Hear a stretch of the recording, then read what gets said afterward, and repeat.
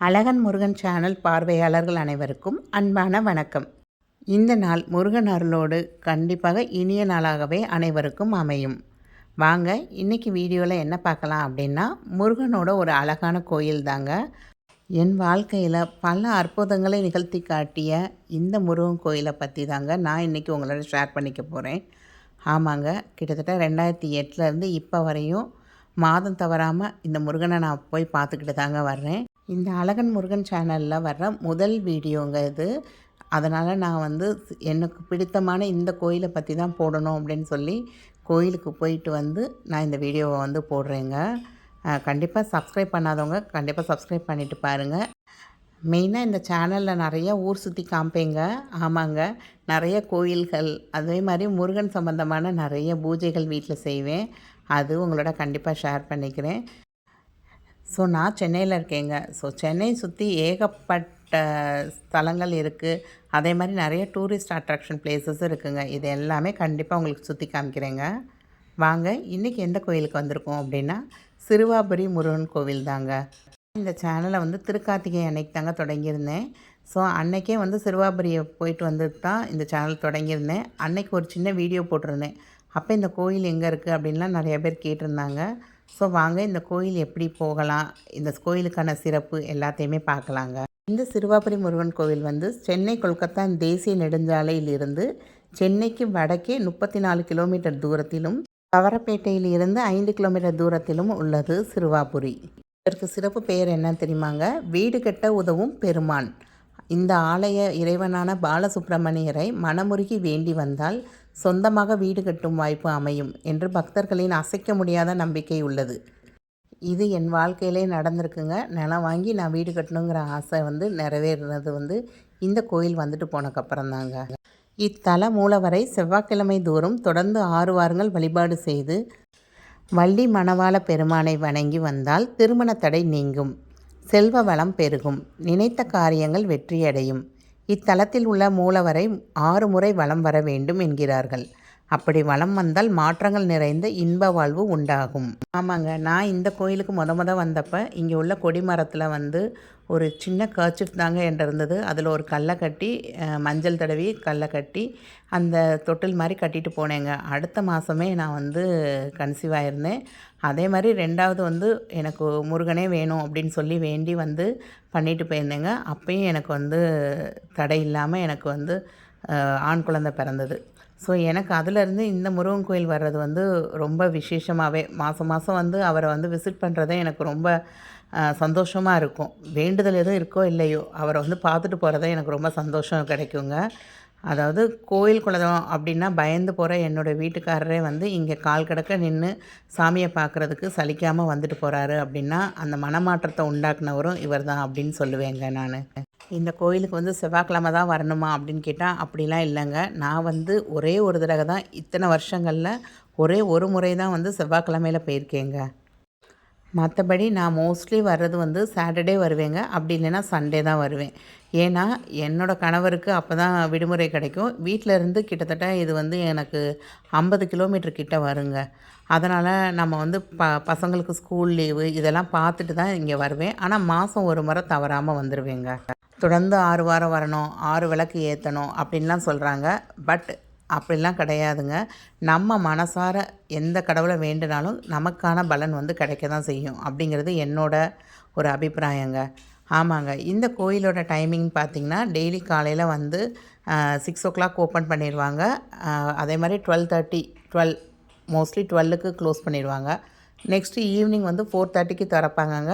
8:30க்கு close பண்ணுவாங்க. செவ்வாய்க்கிழமை அப்படின்னா அன்னைக்கு மட்டும் நாள் முழுக்க இருக்கும் அப்படின்னு சொல்லியிருக்காங்க. ஸோ இங்கே வேண்டுதல் வச்சு பழிச்சிருச்சு அப்படின்னா இங்கேயே பிரசாதம் நம்மளாம் வீட்டில் செஞ்சு கொண்டு இங்கே கொடுப்பாங்கங்க.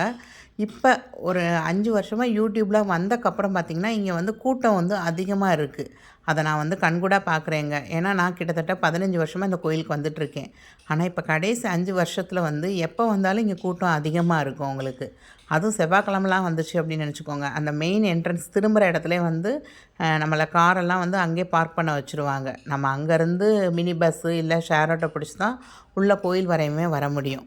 ஸோ வர்ற வழியே ரொம்ப நல்லா இருக்குங்க. பகலில் வர்றீங்க அப்படின்னா வயல்வெளியோடு பார்த்துட்டு வர்றதுக்கு ரொம்ப அழகாக இருக்கும் இங்கே.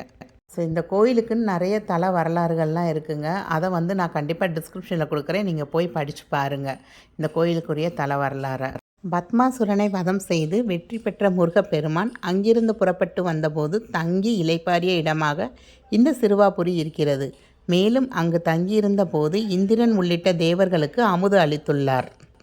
அங்கேயே கோவில் கொள்ள தேவர்கள் கேட்டுக்கொண்டதை அடுத்து இங்கு பாலசுப்பிரமணியராக எழுந்தருளி காட்சி தருகிறார். இந்த ஆலயத்தின் ராஜகோபுரம் 5 நிலைகளை கொண்டதாக உள்ளது. உயரமான கொடிமரம், அதற்கு முன்பான பச்சை மரகத மயில் வீற்றிருக்கிறது. தென்மேற்கு மூலையில் மரகத கல்லினால் ஆன சூரியனார் அருள, அவருக்கு தேர் எதிரில் கிழக்கில் கம்பீரமாக மரகத விநாயகர் சன்னதி அமைந்துள்ளது. பின் பிரகாரத்தில் சண்டிகேஸ்வரர், ஆதிமூலவர், நாகர், பைரவர், நவகிரக சன்னதிகளும் அமைந்திருக்கின்றன.